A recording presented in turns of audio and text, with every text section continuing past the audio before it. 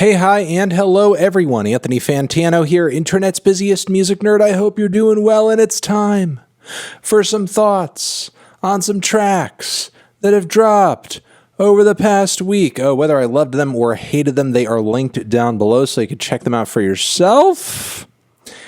And that is everything you need to know. Aside from that, there's our Turntable Lab link. We get kickback from it. If you buy some vinyl turntable stuff, check it out. Also, our Patreon page, where you can get some awesome bonus monthly content and support us in the process. And worst tracks of the week. We have a couple. They are as follows. Ba-bam, 1.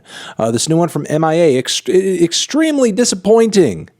The title of this track is The One, and vocally, it's half-assed. Flow-wise, it's half-assed. Production, it's dime a dozen. M.I.A. used to just be so much more unique and exciting of an artist, and this track is not really reflective of that in any way whatsoever. Sad. Moving on from there, we have Chance the Rapper, new 1-minute track titled A Bar About a Bar. I mean, I will admit there are some aspects of this track that are cute. You know, I mean, how devoted Chance is to this concept of doing like a silly little 1-minute track about kind of a bar and lots of references to bars, but it's not enough. It's really not enough. It's not enough. And finally, we have this brand new one from Calvin Harris, Potion, with Dua Lipa and Young Thug. And yeah, it sounds like generic dressing room music, totally bland, totally flavorless, and not really an ideal Young Thug feature either. It's, yeah, just very unimaginative and, you know, bleh. Meh. Songs that I was kind of meh on, but wanted to still point them out. You might like them more than me. They are as follows. We have this new one from Kanye West, featuring XXXTENTACION. Yeah, I mean, not new for anybody who, you know, listened to the Dawn to 2 live experience and everything like that. Like, this has obviously been around, but we're now hearing the version of it that is ready for streaming. And it seems like Kanye hasn't really done too much to the track to tweak it or alter it or add to it outside of like repeat some refrains of his on the back end. Are the divorce bars really one-sided? Yes. Do I wish that he added more to this track? Yes. But I will say this, you know, the production is pretty decent, and I think the X feature is well placed and is, you know, tastefully worked into the song. So it does have that going for it. Yeah. All right, we have this new one from Unkle Adams over here. The Canadian Phenom is back with a kind of a rough around the edges banger. I mean, the mix is off, but I will say this. It seems like Unkle Adams is lyrically trying to, you know, move away from some of the stereotypical, overly competitive bars and lyricism that he's been known for up until this point. And he's spitting over like some weird chiptunes production. It's actually kind of a cool little direction for him to take the track in. I mean, it's messy. It's obviously far from perfect, but it's something. It's something. We have this new one from Ferreira as well. New record on the way. A lot to be hype about considering that her last record came out like about a decade ago at this point. Don't Forget is the title of the new track. And while I like the vocal performance on it a lot, I was kind of expecting more from Sky's return other than just like a very sort of overblown run-of-the-mill 80s synth pop ballad, you know? I don't find the tune to be that memorable, again, even if I do think the vocal performance is standout.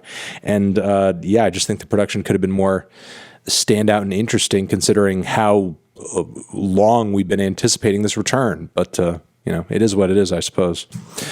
We have this track from Angel Olsen off of the Shining Girls original soundtrack, One Too Many Mornings. It's a beautiful little full cut.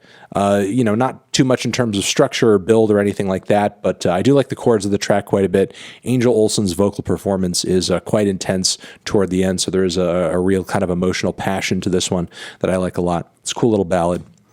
And we have one from Alex G over here, Blessing. I feel like Alex is, while not necessarily killing it on the structure end, kind of changing it up a little bit on this one. I kind of like how raw and almost like swaggery or swaggered some of the guitar licks are. The vocal shots in the track are pretty cool too. I think Alex is doing some creative stuff on this one. I think he's doing some creative stuff on this one, and I will leave it there, even if I'm not totally in love with it.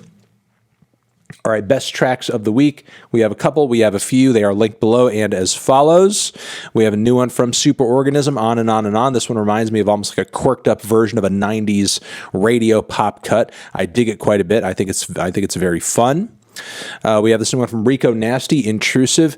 I wish the production and percussion went a little harder on this one, because in so many ways, I feel like Rico is flirting with, on this track, like some old school, like Prodigy vibes or something like that. Maybe some Atari Teenage Riot. Like there were some real like fast hardcore breaks behind this track. I think it would be incredible. Or at least like hearing this, it makes me wonder what a bunch of Rico tracks would sound like if they were loaded with like crazy ass fucking hardcore breaks. But you know, again, like with it as is, it does go crazy. The bass is insane. The drums hit hard. Rico's voice is just like on 10. And yeah, I just think it's a fun single all around. Rico, Nasty, Intrusive. Hell yes. We have a new one from Logic over here. Orville, featuring Like, Blue, and Exile. Really happy that these guys cross paths, because it's a good cut. It's a badass cut. It's well produced. It's lyrical. It's fun. It's bubbling. Yeah, it's... Whoops. I dropped my mouse. Oh my God. Yeah, damn right. I said this track is bubbling. I don't know what the hell that means, but I mean it. But yeah, really awesome to hear Logic and Blue on the same track, teaming up, doing some magical stuff together, and sounding good in the process. And yeah, that's all I got to say. Really nice. Really impressed. Looking forward to Logic's new record, because most of the singles in the lead up to this thing have been shaping up pretty nice. Pretty nice. All right, and we have this new one from Easy Life featuring Kevin Abstract.